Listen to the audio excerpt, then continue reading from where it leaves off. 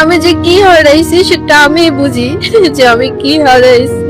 স্বামী কি জিনিস স্বামী না থাকলে বুঝবা, তোমরা থাকতে মূল্য দাও। আমাদের বাচ্চা হুজুর, ওই যে পিছনে দেখতে পাচ্ছেন, মাদানি নাকি তার নাম হতে পারে। তো যাই হোক, পুরো নাম আমি তার জানি না।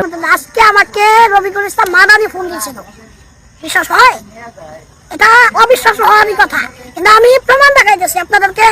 মোবাইলে দেখালে বুঝবেন না, স্ক্রিনে। আসসালামু আলাইকুম, আমি আজকে দেখাবো রফিকুল ইসলাম মাদানি হুজুর হঠাৎ কি করলেন, যাত্রা জানলে অবাক হয়ে যাবেন। আর এইদিকে মুখ খুললেন রফিকুল ইসলাম মাদানি হুজুরের প্রথম স্ত্রী। তো আজকের এই ভিডিওগুলো অত্যন্ত গুরুত্বপূর্ণ, তো আমি আশা করবো যে আপনারা সম্পূর্ণ ভিডিওটি দেখবেন। আর এই সম্পূর্ণ ভিডিওটি দেখলেই বিস্তারিত জানতে পারবেন। আর এখন চলুন কথা না বাড়িয়ে আমরা এক এক করে ভিডিওগুলো দেখে আসি। আমাদের হলো নভেম্বরের 5 তারিখে বিয়ে হয় 2021 সালে। তারপরে আমাকে শ্বশুর বাড়িতে নিয়ে গেছিল। তো ভালোই চলতেছে সংসার, আদি ভালোই চলছিল, অনেক ভালো। আমার শাশুড়ি মানে কখনো আমার নাম ধরে ডাকতো না, আম্মু করে ডাকতো, আর আমাকে অনেক যত্ন করতো। অনেক ভালোই সংসার ছিল। মেয়ে হলো 2021 সালে, বিয়ে হলো 22 সালে সেপ্টেম্বর মাসের 6 তারিখে আমার মেয়ে হয়। যেহেতু বিয়ের পরে ভাইয়া আব্বু মানে রাজি ছিল না, এজন্য আমি আর কি বিয়ের অনেক দিন, প্রায় 19 মাস পর্যন্ত বাবার বাড়ি যাইনি, আর যেতেও পারিনি। আমি ওখানেই ছিলাম শ্বশুর বাড়িতে। এই 19 মাস আমার বাবার ভাইয়ের সাথে কোনো কথাই হয়নি, আর আমিও ফোন দিতাম না। ভাবে সংসার ভালোই চলতেছিল। চলার পরে হাজবেন্ডের কথা ওটা আর কি বইলে শেষ করা যাবে না। আমাকে অত্যাধিক ভালোবাসতো এবং অনেক মানে যত্ন করতো, অনেক কেয়ারফুল। আর সংসারে অনেক সময় অনেকভাবে আমাকে আগলাই রাখতো, সবসময় আমাকে সাপোর্ট দিত। আমার বাবার বাসা দূরে, ও সবসময় বলতো মানে কি খাবা আমি সেটা এনে দেবো, তুমি যা খেতে চাও আমি সেগুলো এনে দেবো। মানে পারিবারিক ভাবে বিয়ে করে যে এতটা ভালো থাকা যায়, মনে হচ্ছিল যে আমরা প্রেম করেই বিয়ে করছি। ভালোই ছিল, দুজন দুজনের প্রতি ভালোবাসা। আমাদের বাচ্চা ইন্না লিল্লাহ, জাত গেল। আবু তোহা আদনান তার বউকে ডিভোর্স দিয়েছে। অপরদিকে রফিকুল ইসলাম মাদানি তার বউ প্রেগনেন্সি অবস্থায় সে দ্বিতীয় বিবাহ করেছে। ছি, এমন একটা নোংরা কাজ করতে পারলো, এই বলে সারা দেশে তুলপাল। আবু তোহা আদনান তার বউকে ডিভোর্স দিয়েছে। মনে হয় এই দেশে মনে হয় নতুন কোনো পুরুষ, আবু তোহা আদনান কোনো পুরুষ একজন নারীকে ডিভোর্স দিয়েছে। পৃথিবীতে বোধহয় আর ডিভোর্স হয় নাই। নবীদের আমলও হয়েছে, সাহাবীদের আমলও হয়েছে। বনামতি না হলে ডিভোর্স হয়ে যাক, এক কথায়। কথা বুঝতে পেরেছেন? তো আমার কথা হলো, ঢাকা শহরে যে দৈনিক 55 জন ডিভোর্স হয়, 55 জন নারীর ডিভোর্স হয়। এবং এনটিভির নিউজ, এটা এনটিভির নিউজ, এনটিভির অফিসে গিয়ে প্রয়োজনে খবর নিয়ে দেখেন। ওনারাই রিপোর্ট করেছিল যে সারা বাংলাদেশের মধ্যে ঢাকাতে দৈনিক 55 জন নারীর ডিভোর্স হয়, আর সারা বাংলাদেশে কত হাজার নারী ডিভোর্স হচ্ছে। আচ্ছা, বলামতি না হলে ডিভোর্স হবে, স্বামী মন চালে খাবে, স্ত্রী মন চালে খাবে না। এখন তো আসলে বিষয়টা হচ্ছে যে সংসার জীবনটা উভয় স্যাক্রিফাইসের মাধ্যমে হয়। কথা বুঝতে পেরেছেন? তো আমার মেইন কথা হলো যে এইটা নিয়ে তো মাতামাতি করার কিছু নাই।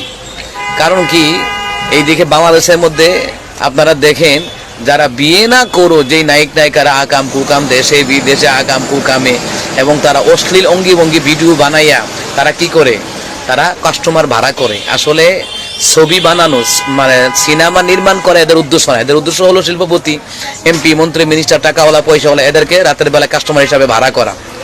এই হচ্ছে বাংলাদেশের অবস্থা। তো ওরা কি, শাকিব খান কি, অটু বিশ্বাস কি, এরপরে বুবলি কি, এরপরে আরো যত নায়ক নায়িকা আকাম কুকাম পতিতা প্রস্টিটিউট, এই যে সিনেমা জগতের নামে অশ্লীলতা ছড়া, এগুলো নিয়ে লেখালেখি কোথায়?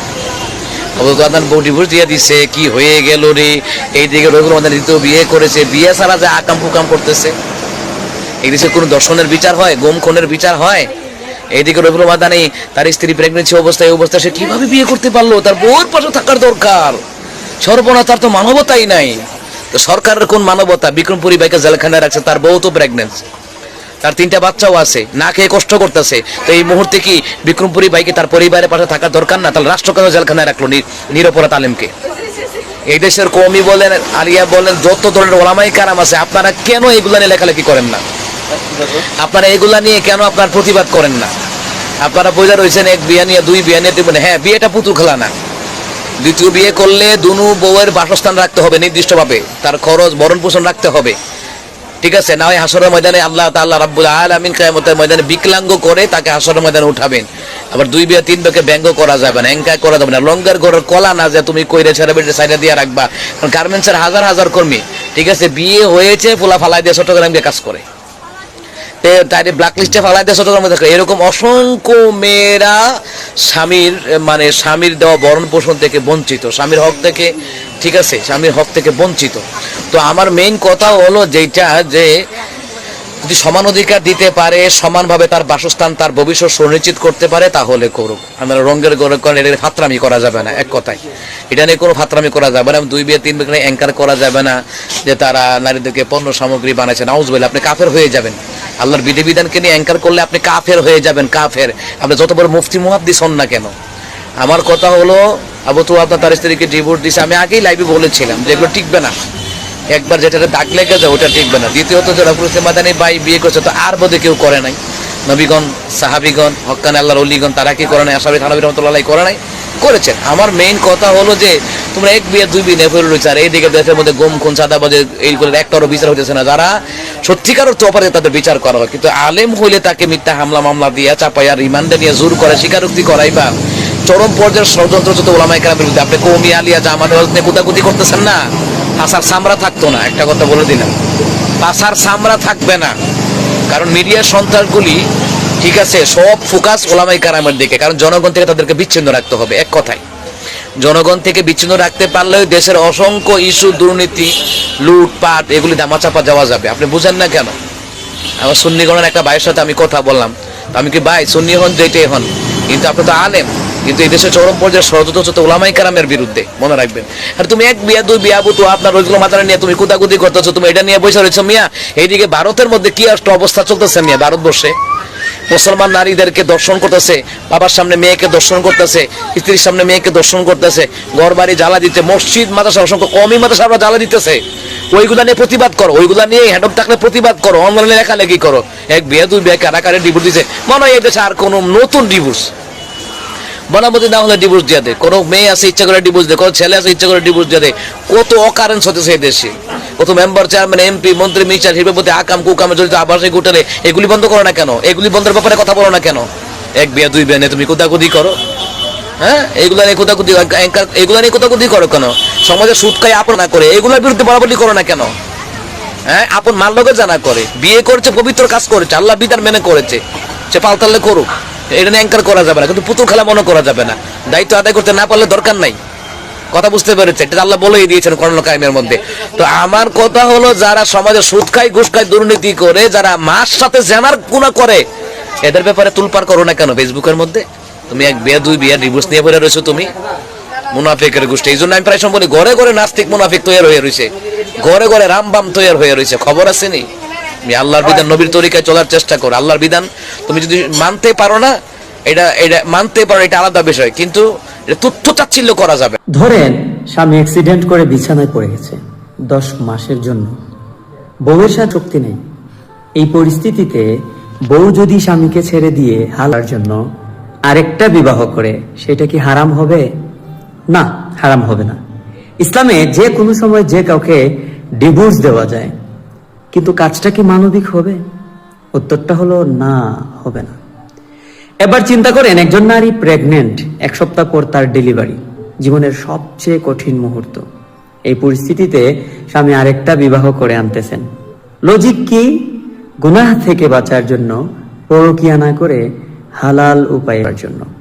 সেটা আবার ফেসবুকে প্রকাশ করতেছেন, হাজার হাজার মানুষকে এনকারেজ করতেছেন, যেহেতু তিনি একজন সেলিব্রিটি আলেম। এইসবে সমাজে কি মেসেজ যায়? মেসেজ এটা যায় যে বউ অসুস্থ হয়ে পড়ে থাকুক, সেক্সের ব্যবস্থা করতেই হবে, সেক্স থামানো যাবে না। কারণ একটাই, বিষয়টা হালাল, হারাম না। অথচ একটা সম্পর্ক কি হালাল হারাম দিয়ে টিকে থাকে? এই যে আমার জোর হইলে আমার মা না ঘুমাইয়া সেবা যত্ন করে, এই যে গড়ের সবার ভালো মন্দ হিসেব করে গোটা সংসারটা চালানো, এসবের একটাও ধর্মে নাই। মানে আমার মা আমার খাবার দাবার তো দূরের কথা, আমার জন্মের পর যদি আমাকে বুকের দুধ পর্যন্ত না খাওয়ায়, সেইটাও ধর্ম অনুযায়ী হারাম কাজ করতেছেন না। বউদের উপর সংসারের কোনো কাজ নাই, ইভেন বাচ্চা তো দুধ খাওয়ানো পর্যন্ত ফরজ না। ফাঁক খুঁজলে এটা খুঁজতেই পারতো, কিন্তু কয়টা মা এটা খুঁজে? কয়টা মা বলে যে বাচ্চার জন্য রাঁধতে পারবো না, বাচ্চাকে খাওয়াইতে পারবো না? একটা মাও বলে না। বলে না, কারণ হালাল হারামের বাইরেও সংসারের একটা জিনিস আছে, তার নাম ভালোবাসা, মায়া। আপনি হাসপাতালে ভর্তি থাকলে কোনো ধর্মেই বলা নাই যে আপনার বউ সেবা করতে হবে। হালাল হারাম মেনে করে নাকি ভালোবাসা থেকে করে? বাংলাদেশের বেশিরভাগ পুরুষের জীবনই গরিবী জীবন। এদের সংসারে নুন আনতে পান্তা ফোড়ায়, অথচ আর্থিক স্ট্রাগল করার কোনো বাধ্যবাধকতা ইসলামী কি বউদের উপর দিয়েছে? দেয়নি। ইভেন বউদের চাহিদা পূরণ করা স্বামীদের উপর ফরজ, অথচ কয়টা স্বামীর কাছে মুখ ফুটে বউরা বলে বা কিছু চায়? শুধু সংসারের দিকে তাকাইয়া কত মেয়ে তাদের হালাল স্বর্ণ, বিলাসিতা, শৌখিনতা, এমন কি দেন মোহর পর্যন্ত স্যাক্রিফাইস করে দেয় জাস্ট স্বামীর মুখের দিকে তাকাইয়া। এরা এদের ধর্মীয় অধিকার স্যাক্রিফাইস করে পর্যন্ত। কেন? ভালোবাসা, মায়া। তো এই ভালোবাসা আর মায়া দিয়ে দিয়ে একটা মেয়ে সেটা কেন অ্যাকসেপ্ট করবে না? প্রেগনেন্ট হলে কেন মেয়েকে দেখতে হবে এক্স করার জন্য তার স্বামী হালাল হারামের খাতা খুলে আরেকটা বিবাহ করে আনছে? বহুদিন আগেই বলছিলাম, ধর্ম আর ধার্মিকতা বিবাহের কোনো ক্রাইটেরিয়া হইতে পারে না। কেন বলছিলাম এখন বুঝতেছেন? কে কত ধার্মিক, কে কত বড় আলেম, কে কত নামাজ রোজা করে, এগুলা কোনোদিন মানুষের ক্রাইটেরিয়া না। একজন মানুষ তখনই মানুষ যখন তার মধ্যে মায়া থাকে, ভালোবাসা থাকে, স্নেহ থাকে। যারা করে ফেলছেন তারা তো করেই ফেলেছেন, বাট যারা বিবাহ করেন নাই, ছেলে হন বা মেয়ে হন, লেবাস দেখে, জুব্বা দেখে, বোরকা দেখে বা হিজাব দেখে বিয়ে করেন না। কে কত ভালো ফতোয়া দিতে পারে তা দেখে পার্টনার চুজ করেন না।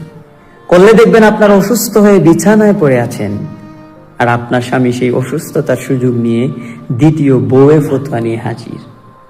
মায়াহীন আর ভালোবাসাহীন মানুষ পশুরও